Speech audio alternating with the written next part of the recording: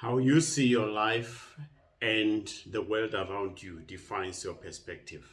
So, your attitude, your thought, and your approach to yourself, to others, to your living environment, and even to life in general determines your perspective to life. And that is very, very important as far as determining the extent to which you can pursue opportunities or deny yourself opportunities in this world.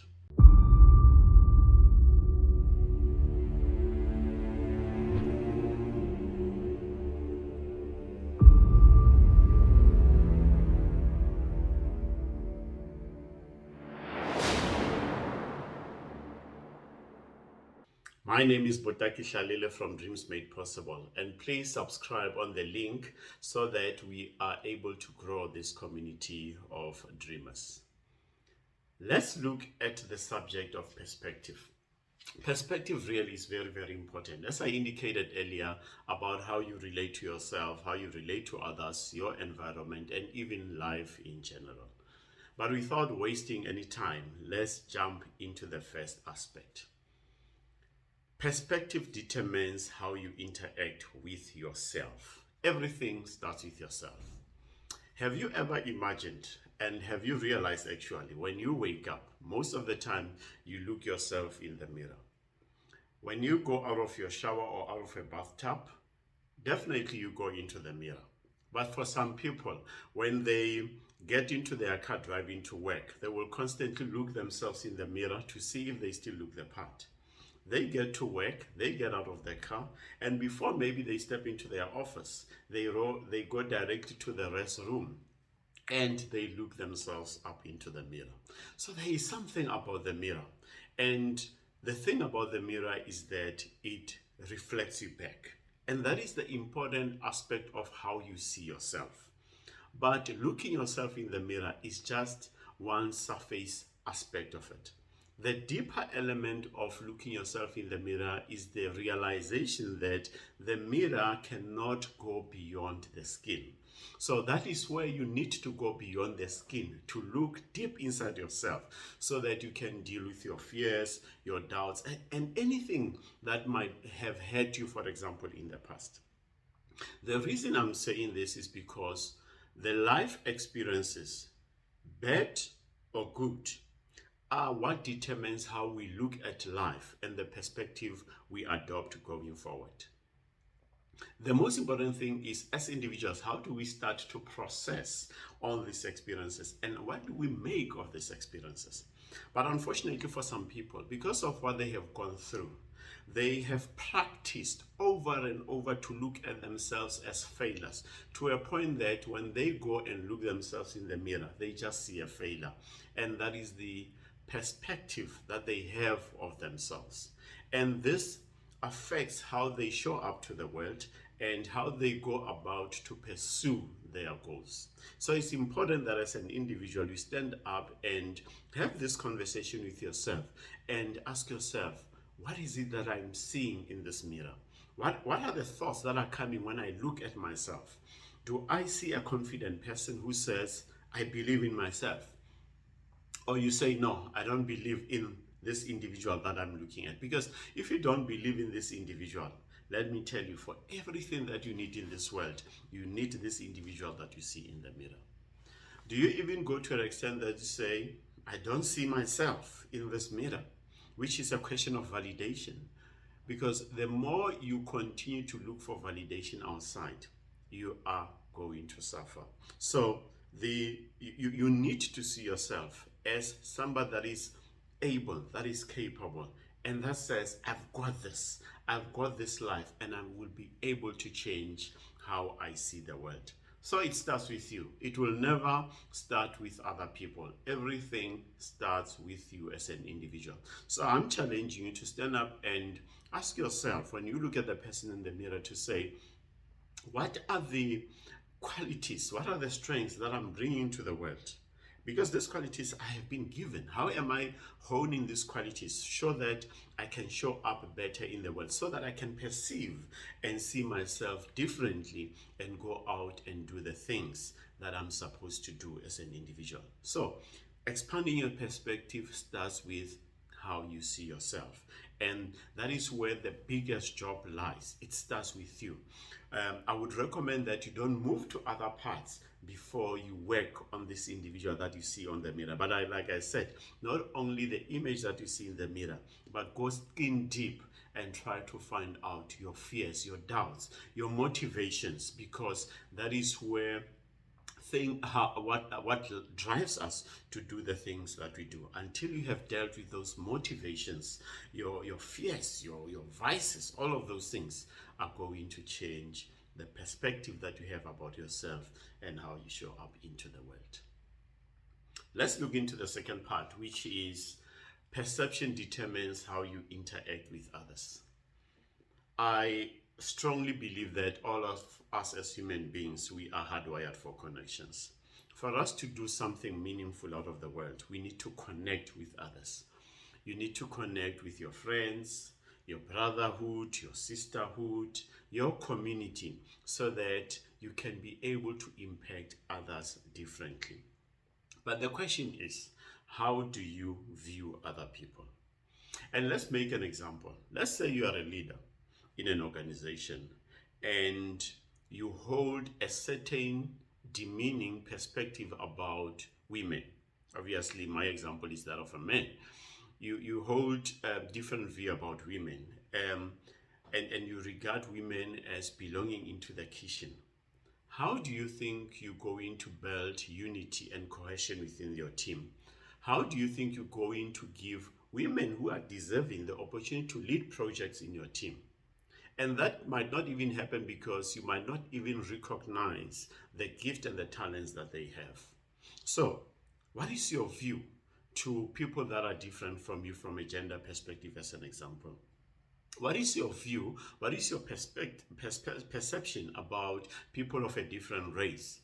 Are you going to give them the opportunity in that workspace? Beyond the workspace, how do you treat these people when you interact with them? Do you think that you've got the right to tell them how to look, what to do, because your perspective says I'm superior to them? It's a matter of perspective. And when you ask yourself those questions, it starts, if you are willing to learn differently, it starts to help you to think deeper about certain things. The world of diversity and inclusion is growing out there, whether in the workplace, whether in our social circles. What is your perspective to people of a different sexual orientation, by way of example? And when you look at people who are different to you, what do you see? Are you staying in the all or nothing type of approach that determines how you interact with these people? So, your perspective, your thought, your attitude to other people will determine the extent to which you are able to interact with them, or the extent to which you will deny them opportunities because maybe they don't look like you. So it is important that when you look at other people, you also challenge your perspective to say, is this really true, what I'm thinking about other people? Let's get away from the issue of, let's say, diversity, race, sexuality, age, and all those things. And we just go into how we treat each other as human beings. If your perspective is that human beings are there to be used as pawns, then you are going to approach your business relationship, your romantic relationship, even your platonic relationships in that particular manner. You are just going to use people. You won't see the value beyond the transactional exchange that you would want to have with people. So it's important to understand that we achieve certain things through other people.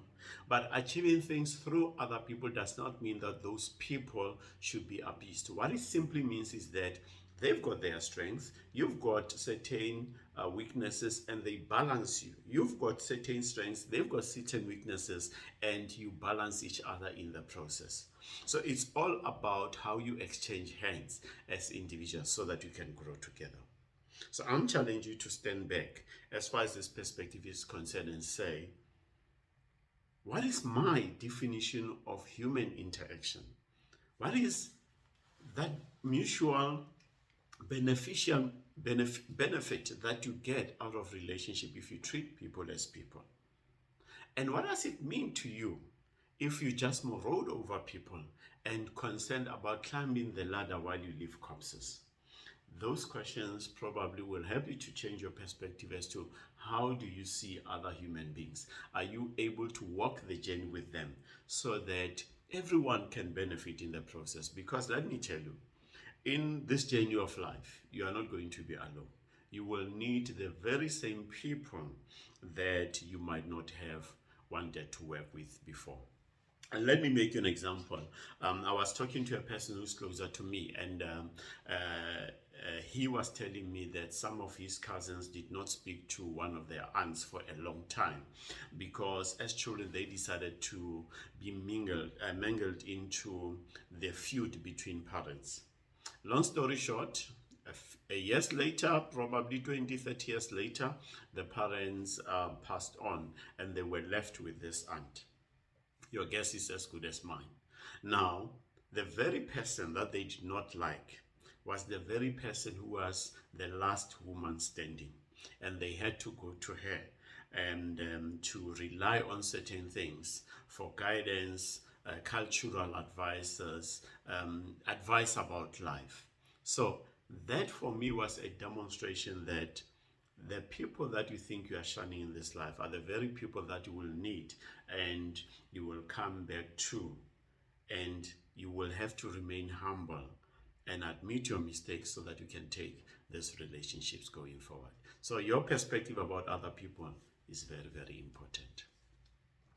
Let's look at the third element.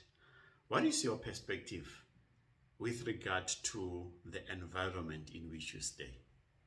As far as I'm concerned, your environment says everything about you. I've seen people who would go to suburbs. Here I'm talking the South African context.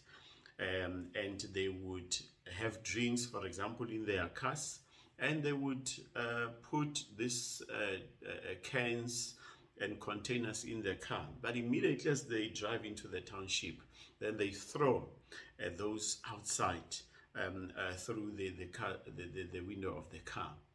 And this talks a lot about their perspective of their own environment. They don't see the environment as deserving to be hygienic, to be clean, to be healthy. Because this is an environment where children are playing. This is an environment where people are staying. You look at municipalities, for example, how they do things.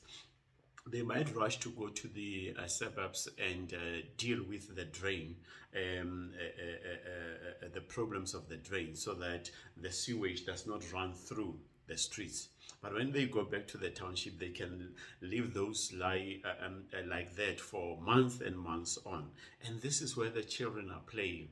This is where women and men are walking past to go to their work, to go to their families, to go to their places.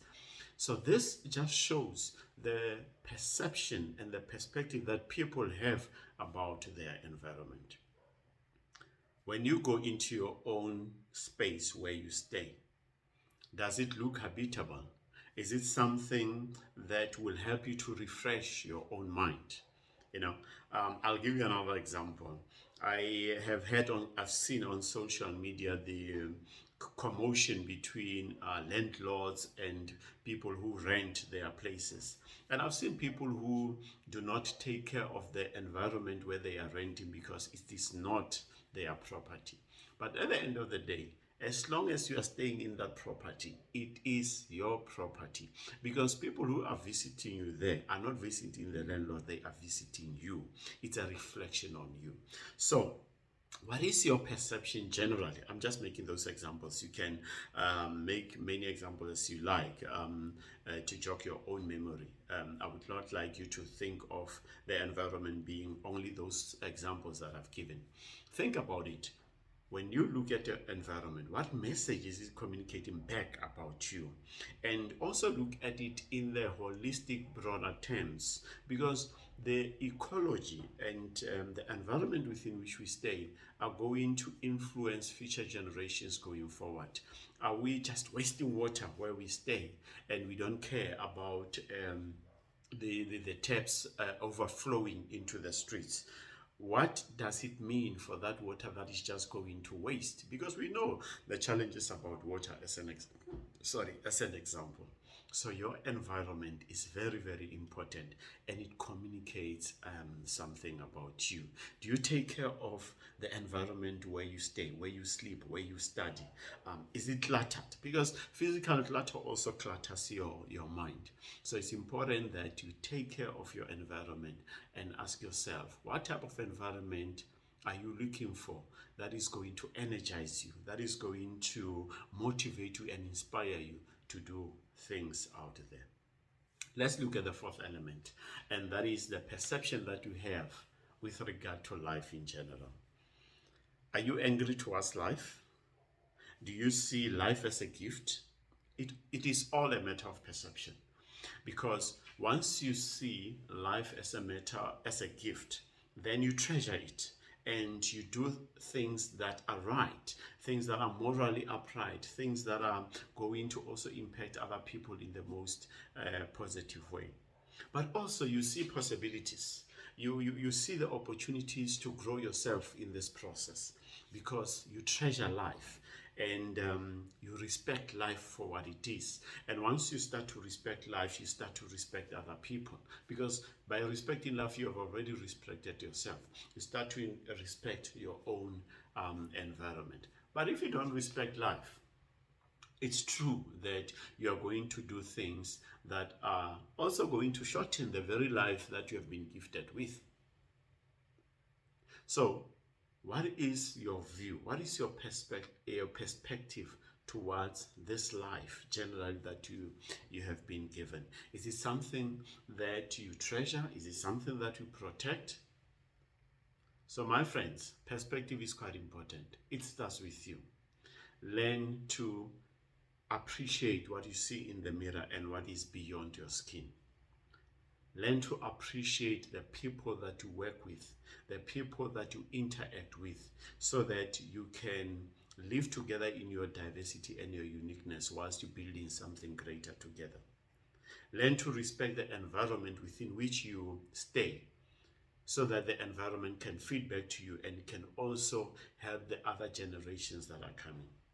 Learn to respect life and take a progressive approach and perspective towards life itself, so that you can respect it, so that you can have a positive attitude towards life itself. Without expanding your perspective, without challenging your thinking about stuff, you are going to be in the same position and you will start to say life is unfair. Life is not unfair. It is the approach that you take and how you choose to play in this life that will determine the extent to which you expand and grow in this life. Until we meet in the next video, please subscribe and help this community to grow. If you want to connect with me, there is my email down. Drop me an email. Let me hear what topics do you think I need to cover more. Maybe if you would like to have just a chemistry session on coaching, click on the link below there on Calendly and set up an appointment, and let me see you on the other side. Until the next video, your friend in knowledge and empowerment.